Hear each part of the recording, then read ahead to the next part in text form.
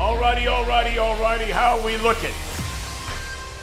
Hello again, everybody. A good Monday morning to you and yours.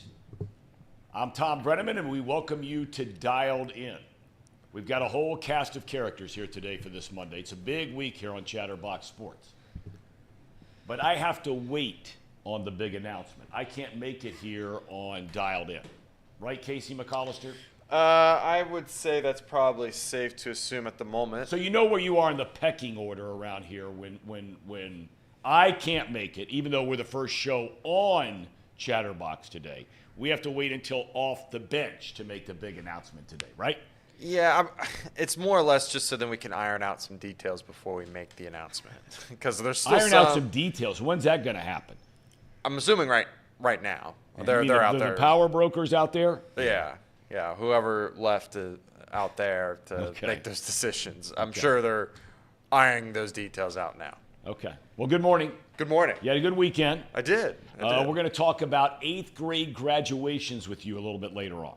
Something new to you. It is something new to me. Okay, we'll get into that later. Jimmy, how we doing? Good, how are you? Mr. ND? Mr. ND. How was your weekend? You said you had a good weekend. Yeah. Went up to Culver, saw my family. Speak up, Jimmy. Speak up. I want to hear you. Went up to Culver. I'm going to start calling you Whispering Jim if you don't start speaking up. Went up to Culver, which is like an hour south of South Bend. Saw my family. My brother goes to school there. So I had a good time. That's a boarding school, Boarding right? school, yeah. And you went there. I did. Well, I went there for summer camp, but I didn't go there for school. I stayed home. But your brother goes to school there. I'd be curious to hear what that's like. Did your dad go there? My mom. Oh, women are there too. I didn't know that. I don't know why I thought that was an all-boys school. It used to be an all-boys school. Okay. So. All right. I'd be interested to hear about that sometime, what that's like. I've known people who did go to boarding school, but I've never really talked to them about really what it was like. Obviously not close with anybody who did. So, but I'd be interested in that. Luke Brenneman, good morning. Good morning. How we doing? Good. You cleaned up all the hot sauce off your hoodie there from your egg sandwich this morning. We're riding in the car. And before we're in the kitchen, and it's this beautiful sausage, egg, and cheese sandwich. Beautiful. He says, hang on a minute, as we're walking out the door. And all of a sudden, it looks like someone had been stabbed. That's the way to eat it. Yeah, it makes it good. I love dousing my You have to have hot sauce egg on the sausage. burrito and hot sauce. See, now you're in the minority. You made me feel like I was dumb for doing that. It makes the sausage a little spicy. I mean, if you're doing microwavable sausage, egg, and cheeses, those can be kind of bland and dry sometimes. Well, if you get the wrong kind, they can. That one was pretty good. Your mom's on her game of getting the right kind. And then you just douse the thing, and we're riding in the car, and naturally it splits, wide open, goes all over. I've got some breaking news that just broke like a minute ago. Please. Justin Jefferson just signed his deal, a 4-year deal, $140 million contract extension that includes $110 million guaranteed. 110 guaranteed. Makes him not only the highest paid receiver in NFL history, but the highest paid non-quarterback in the NFL history. Jefferson's deal includes $88.743 million due at signing, the highest non-quarterback guaranteed at signing in NFL history. Wow. And it resets the receiver market. I don't know if anyone can do some quick math. What's 4 divided by 140? 35. 35? What in the world is Jamar Chase getting, man? Well, would you say, and we got a lot to get to here today, but I'm curious, around the room, would you say right now, if you lined up 100 general managers or scouts or coaches in football, if you lined up 100 of them, and you asked them, who would you rather have, Jamar Chase or Justin Jefferson? What would be your number out of 100? Who would they pick? Oh, man. I'm going to just assume that most would probably pick Jefferson. When you say most, what's that number out of 100? Do you think? I know this is just like playing a game here, but what do you think? I would say 60 to 70 people out of 100 would say Jefferson. All right, Jimmy? Say probably 75. 75, Luke? I like 65, 70. 65, okay. All right, so then Chase probably doesn't, if you just use that. Now, obviously, this isn't some exact science mathematical equation we just did. But based on what you guys have just said, should Chase think he's going to make that much money? Or is that just not going to happen? Yes, he should probably get equal. I think he should get a little bit. I think he should be the second highest paid. Second highest paid. Yeah. Okay. I think that Justin Jefferson was kind of setting the bar for Everyone? but it's also like he is the best receiver in the league. So, I don't know. I think he'll probably be second. Okay. I think that Jamar Chase's agent has some work to do because there could be an argument that Jamar Chase has been probably the second biggest contributor to an offense that got to a Super Bowl in a year that no one expected them to. So when you equate success in the NFL, especially with quarterbacks, you think, what have they done in the postseason? What have they done team-wise? He's been to a Super Bowl. Justin Jefferson, the Vikings haven't been great, but at the end of the day, Jefferson's a better receiver in every category. Statistically, he can do more, but Chase is right there behind him. However, he's won an AFC championship before. So I think that could be an argument in the contract negotiations. All right. Okay. Well, we'll see. I mean, obviously, this is not something the Bengals are going to get done today. They're not going to get it done, I wouldn't think, next week. Maybe I'm wrong. Maybe they're already working on that thing. I don't know. Now, we come your way twice a week, as you know, here on Dialed In, live on Mondays, and now we're just moving to Fridays full-time, 9:15 a. There's no sense in having a start time on Monday and a different one on Friday. So that's on Chatterbox Sports. And then later in the day, we post both days on the Believe Network, okay? You can always check us out here on Chatterbox Sports. Follow us right along, YouTube/Chatterbox Sports page. You can download us anywhere, anytime you find your podcast. Just search Dialed In with Tom Brenneman, and you're dialed in. Follow us on X at Tom Brenneman TV or on Chatterbox Sports. Great to have you with us. After a disappointing series against the Cardinals last week at GABP, the Reds hit the road for Chicago and Colorado, and the road trip has started very nicely, thank you. Reds get a series win over the Cubbies, who, by the way, I told you last week they stink. They stink, the Cubs. They do stink. I mean, good for the Reds. They do stink. They stink. I mean, they stink. Terrible. They've lost 5 straight series. And I looked up yesterday to make sure I had it right. They are spending $214 million on their team payroll. Tough. For that? I mean, are you kidding me? You made the comment a couple weeks ago. Their lineup stinks. Reed went crazy. So they had a great lineup. They couldn't hit me. Well, he hit Hunter Green. But you think about this team, right? And how, no, you can't blame all the losses on injuries. You can't do that. Nobody wants to hear it anyway, even if you did. But look, you have a healthy TJ Friedl. You have a healthy Nick Lodolo. Does it make a difference in winning and losing? You tell me. Lodolo 6 strong for the win yesterday, allowed 2 runs, 7 hits. Friedl clubs a 3-run home run in that 5-2 win. On a down note, and we're going to talk more about this today, is Elly de la Cruz. He goes 0 for 14 over the weekend. Strikes out 9 times. He got on base once with a walk. More on that later in the show. Reds sit 7 games under 500, 10 full games behind. It's stupid, Milwaukee. The Brewers win every night. They've won 5 in a row. They're the White Sox this weekend, right? Yeah, but I mean, Yeah, it it's like doesn't matter who they 3-3. play. They beat them. Yeah. They beat true. the Yankees. That's I mean, true. they beat everybody. They do win a lot. They do. Tonight, 8:40 local start time in the Mile High City. Andrew Abbott faces right-hander Ryan Feltner. College baseball. I tell you, it's just pretty fun to watch. The college NCAA baseball tournament. NKU and your guys, Indiana, bounced over the weekend. That is not the case for the number 2 ranked team in the country. Number 2, the Kentucky Wildcats. They shut out Indiana State and will advance to the Super Regional next weekend. It's the first time UK has ever hosted a Super Regional. They will wait on the winner of today's game between UC Irvine and Oregon State. NHL playoffs, Florida Panthers have advanced to the Stanley Cup Finals. They beat the Rangers 4-2. They'll face the Edmonton Oilers, who since the early 2000s are back in the finals. They beat the Dallas Stars 4-2. The finals begin Saturday in Florida. It's like the NBA. I don't get it. I Doesn't just make any don't sense. get it. You know, you got some momentum, you got people watching, and you go dark for a week. So the NBA Finals, I guess they're supposed to start sometime this month. Actually, that'll be finally on Thursday night in Boston. Celtics are favored against the Dallas Mavericks. Of course, after they play Thursday, mind you, they get Friday and Saturday off. It's after the MLS. The biggest story in sports right now, and because there are so many tentacles to this story,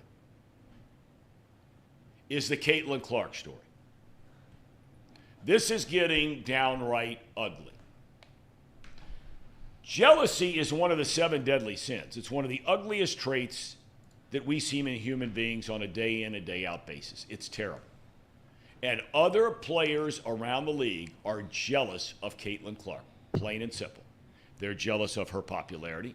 They're jealous of the money she is making off the court. And now it's becoming dangerous. Did you see this over the weekend? Saturday, we got this, Casey. Yep. Kennedy Carter from the Sky calls Clark a bitch and then body slams her cheap shot right to the deck. Doesn't even see it coming. Total cheap shot. Angel Reese was in the background. She plays for the Sky. She's cheering this mess. Not one of Clark's teammates came in there to defend her. Not one. It is something that is happening around the NBA nightly. Clark has played 11 games in the first 20 days of the season. That's the most by any team in the WNBA in over 20 years. She's running out of steam. And she's getting the snot beat out of her more times than not on cheap shots. And the league is not doing a damn thing about it. Nothing. And of course, then you start getting into the whole racial overtones things. There's a lot of stuff going on here. And none of it is good. None of it. But Caitlin Clark continues to sit at the podium. You know, the Indiana Fever, the organization has sent allegedly over 140 plays through 11 games to the league office saying, are you kidding me? This is what's going on here. And you guys aren't doing anything about it. I mean, you've got you've got so many things going on here that are so many moving parts of our society. It's mind-boggling how this one thing involving this woman and then a bunch of players and what they're doing to her encapsulates so many different things. Race, sexual preference. It's just off the charts. And it's going to be very interesting to see how the league... That was not even called a technical foul, which you just saw in the game the other night. What we just showed you. In the game was not called a flagrant foul. Charles Barkley and LeBron James have come out and said, ladies, talking about the rest of the ladies in the NBA. LeBron James and Charles Barkley. They said, ladies, I don't know what in the hell you're thinking about. This is the goose that laid the golden egg. Sellout crowds every night, over 17,000 yesterday in Indianapolis. It's the first time ever teams are flying on charter planes. WNBA teams used to fly on planes like you and me. Delta 715 out of Salt Lake. Get up at 4. Now they're on charter planes because of Caitlin Clark.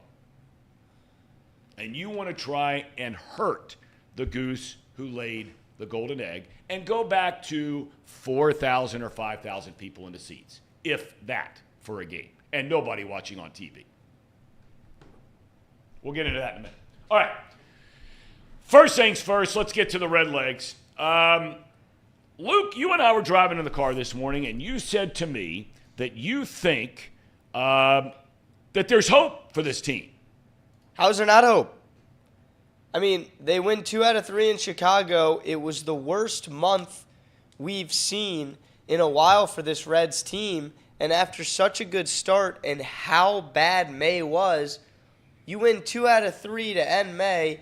It's the first Monday of June. And is that a 3.0 when it comes to games out of the playoffs? Yep. Are you telling me how bad the Reds have been this year? I'm not just going to say in May. In May.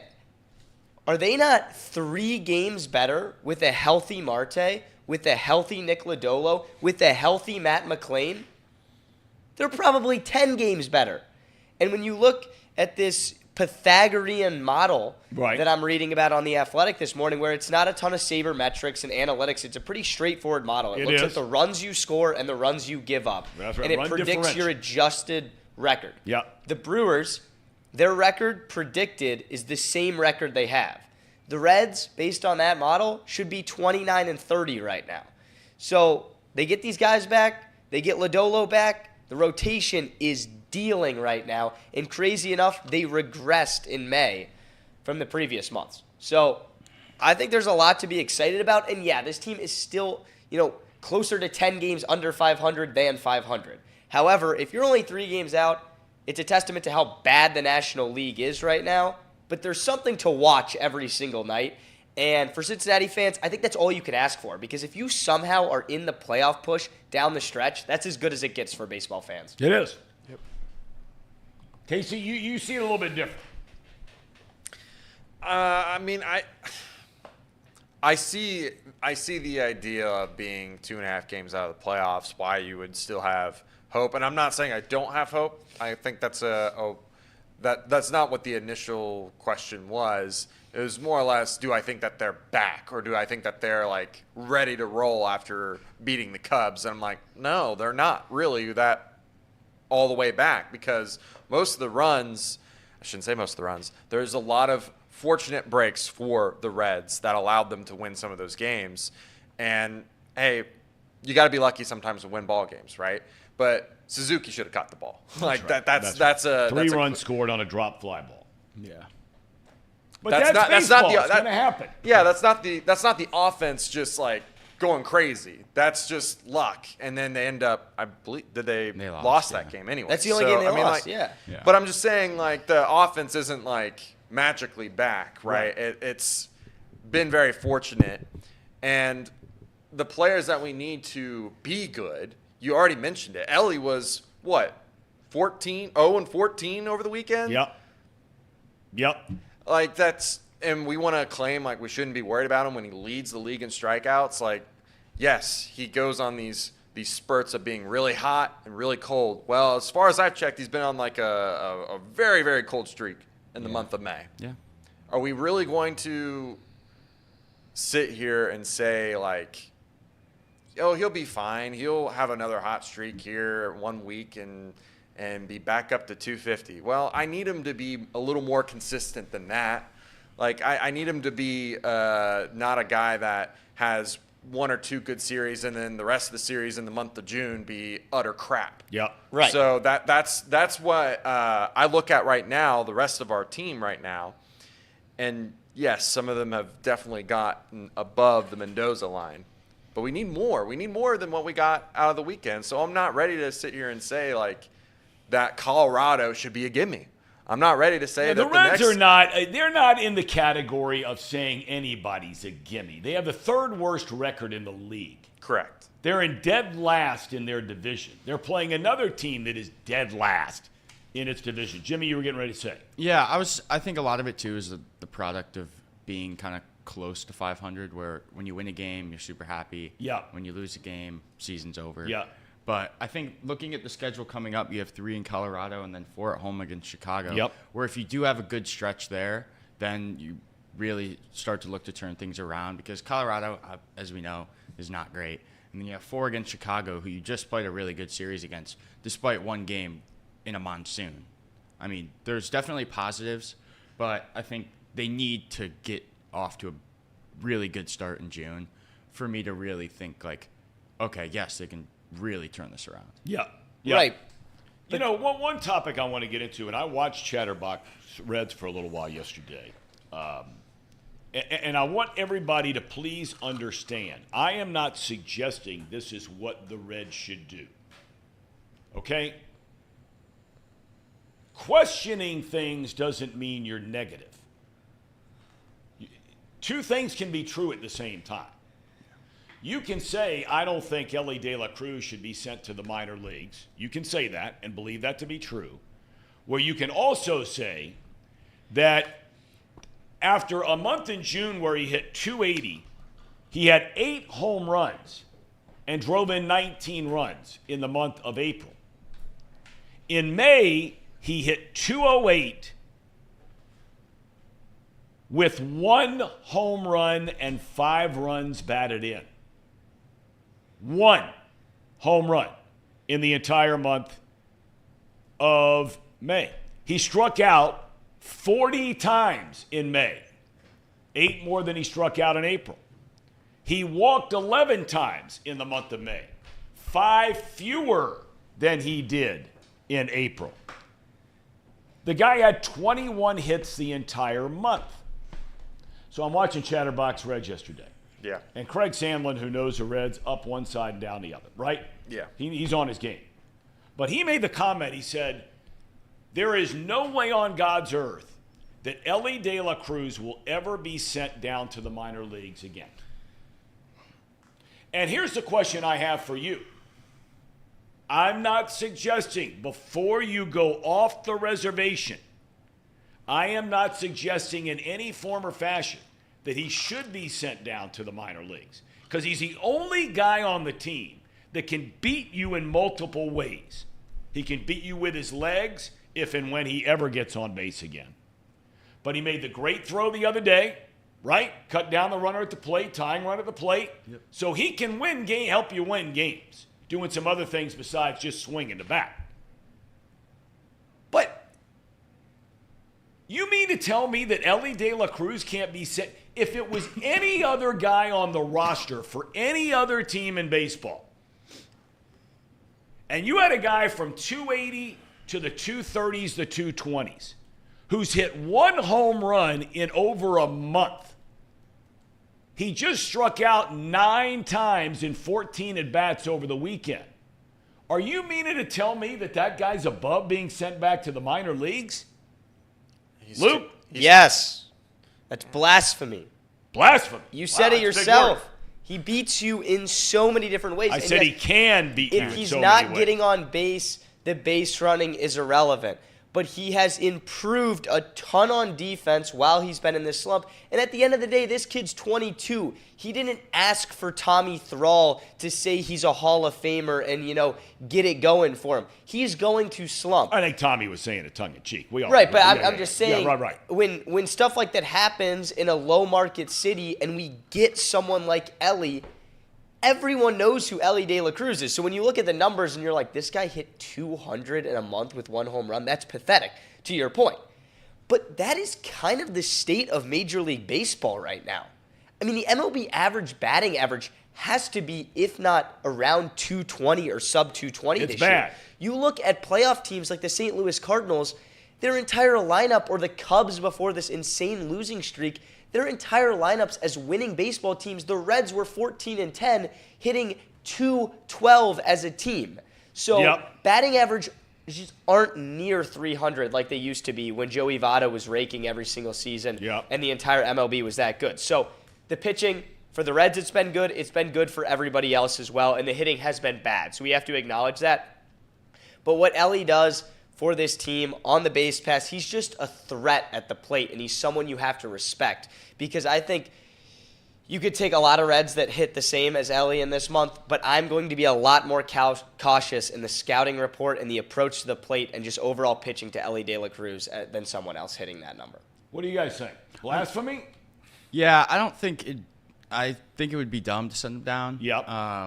Especially because he has a 1.9 WAR. It's not like he's sitting at like a -2 WAR and not really doing anything at all because he has created wins for this team. But at the same time, like, more personally for me as a Tigers fan, I thought at the beginning of the year, we just sent down Spencer Torkelson yesterday, who was a number one pick. He hit 30 home runs last year, and he started off very cold. And he's had a very bad season, and I was like, there's no way they'll send him down. He just needs more bats, and just nothing got better. And so they did send him down yesterday. So I wouldn't say it's totally out of the cards. I don't think they would. No. And I don't think it would make sense to. But say he has another June and July like he did May, then maybe you kind of start to think about it. But I think right now, no.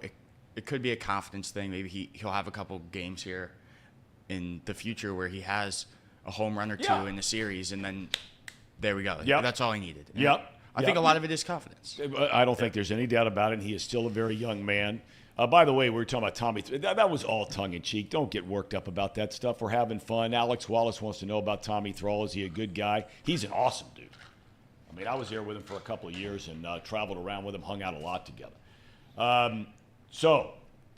Yeah, I mean, I think the Reds would be foolish to send him down because of how much he means to our defense. I mean, we don't win that ball game against the Cubs without Elly. I mean, all I'm asking for is for him to show some signs of getting better, some improvement, and not continually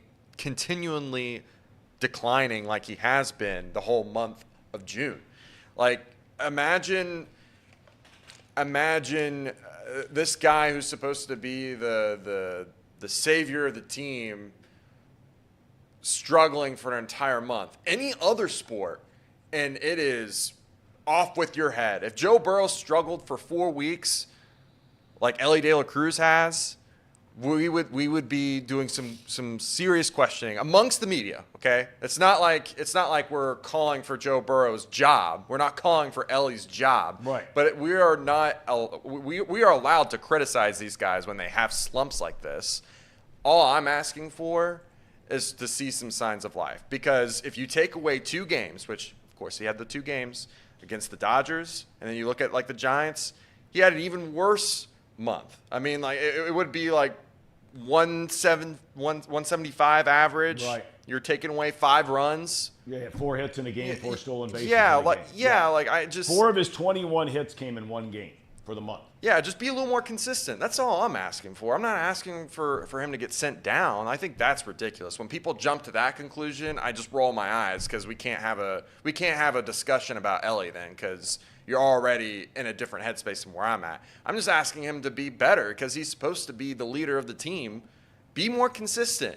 I already know he's going to be streaky, but I don't want him to have 1 good game, 2 good games in the month of May, and that be the only reason why we keep him is for the 1 or 2 games. Like that's not what I'm here for. See, here's the thing, okay? And here's when you talk about him being consistent, this is what I always scream for, and you and I were talking about this in the car today.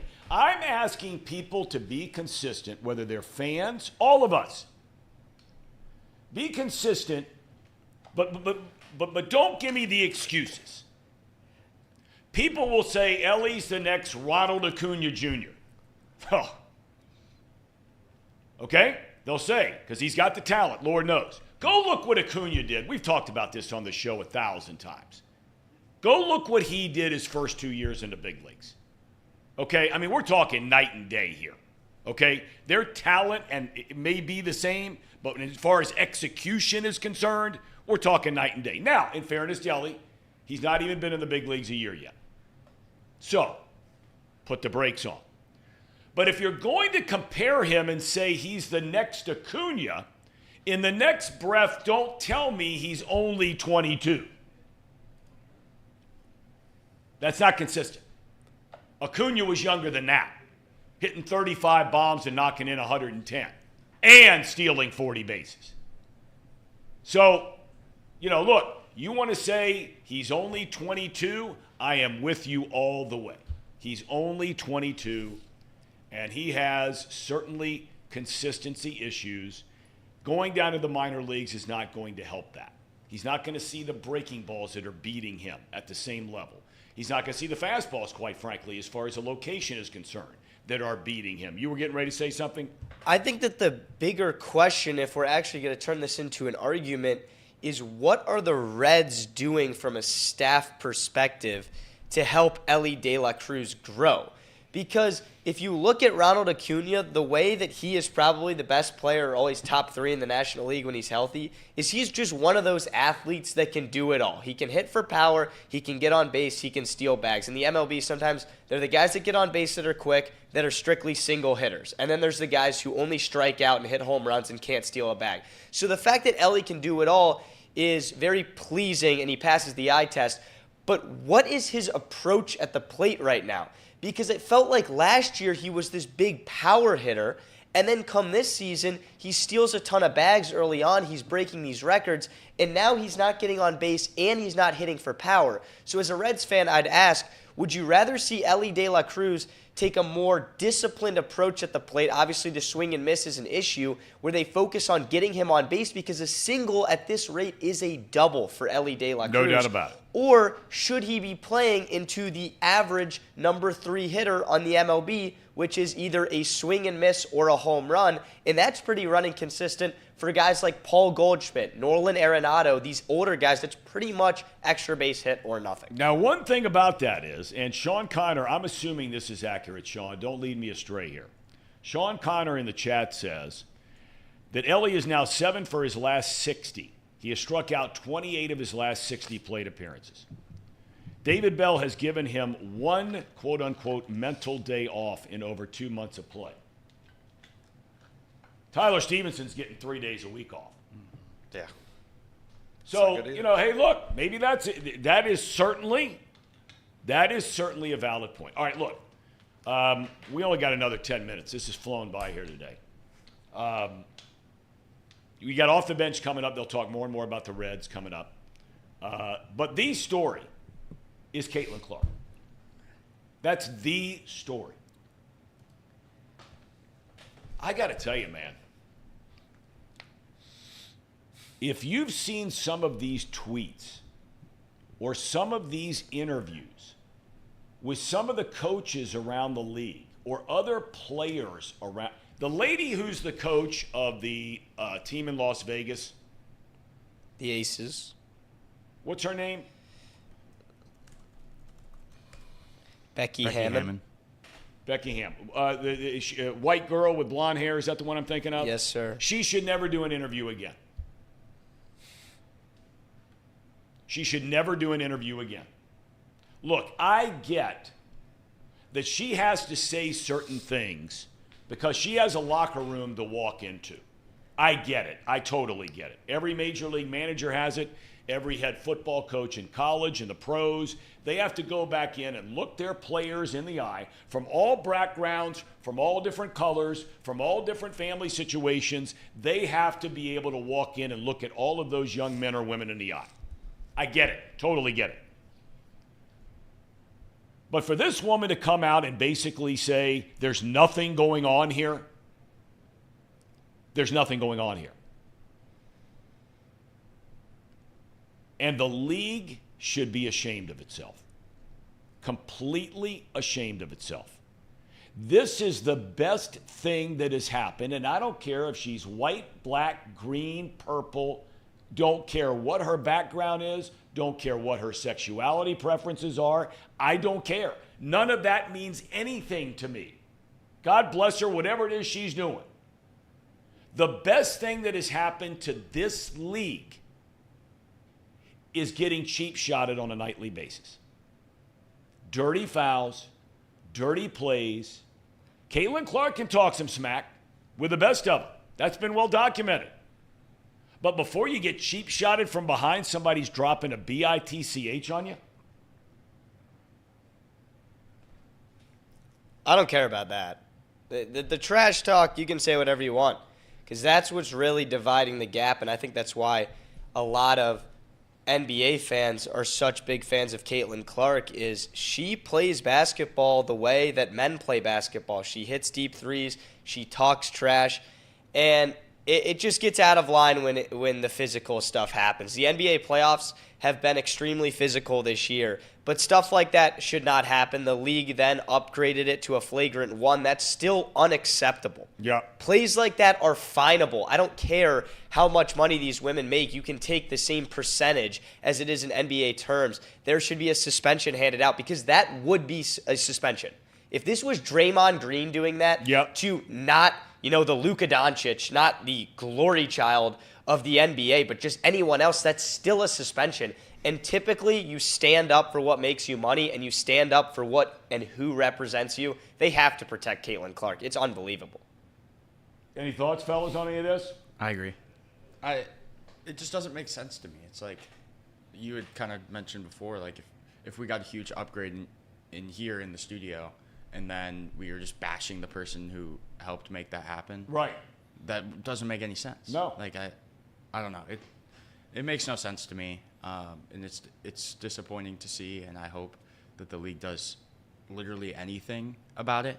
But who knows? If it's already gotten this far, they're really gonna have some catching up to do. And some of the comments, you just sit there and say to yourself, why do we go down this road? The lady on The View is talking about her white privilege and all this kind of thing. You've got who was he up? Jameel Hill trying to make this whole thing about Caitlin Clark's, sort of being ordained all about her race. Yeah. This was the leading scorer in the history of college basketball. Right. Again, it doesn't matter what her skin color is. We celebrate athletes of all backgrounds, right? Yep. Yeah. Tiger Woods, LeBron James, Michael Jordan, go right on down the list. Do you have any thoughts about this? Or am I just screaming from the mountaintop for no reason? I think we're all in agreement here about Caitlin Clark. I think it is ludicrous what happened to her, that clip that we showed at the very beginning of the show.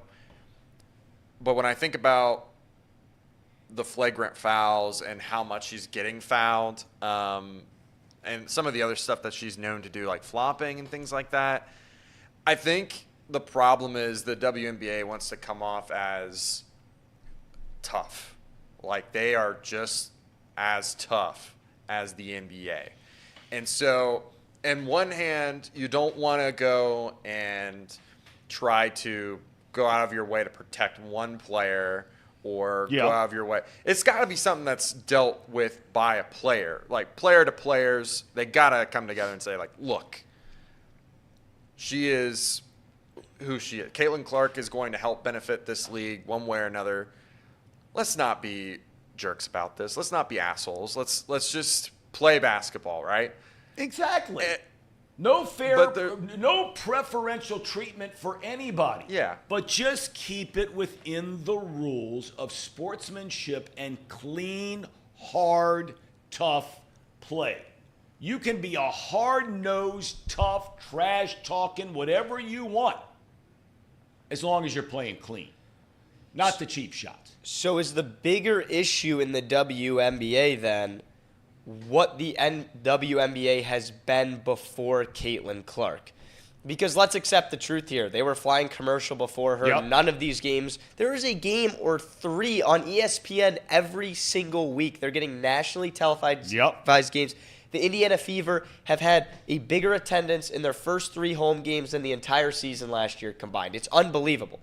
So is the issue with the WNBA, because you do have to feel, I'm not going to say sympathy for these other women, but the WNBA is a hustle. Look at the numbers. They're not making money, and I get the whole argument of they're not generating revenue, but you can't necessarily take that out on the players. Like, you can't just say, get better and make more money. That is an argument, and it's the NBA is holding the WNBA afloat to this day.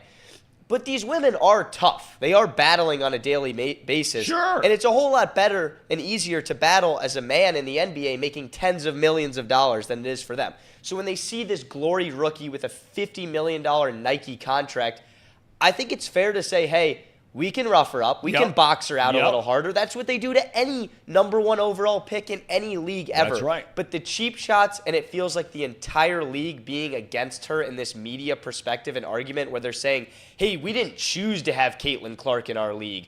We didn't choose to have this. You guys are acting like we want this. Well, yeah, you should want this. You're on national television. We know who you are now. So the league has to do a better job, and that's from the head coach of the Fever's perspective. That's from her teammates sticking up for her, and most importantly, the league and the front offices kind of nailing this down, saying, hey, we can be tough, we can be gritty, but we cannot be dirty. Well, this is where, at the end of the day, the most disappointing thing for me, and I mean, the Fever general manager went off on social media last night. They say they have sent hundreds, a little more than 100, through 11 games of evidence showing the cheap shots and the hard fouls against Clark that are not only fouls, they're not being called fouls.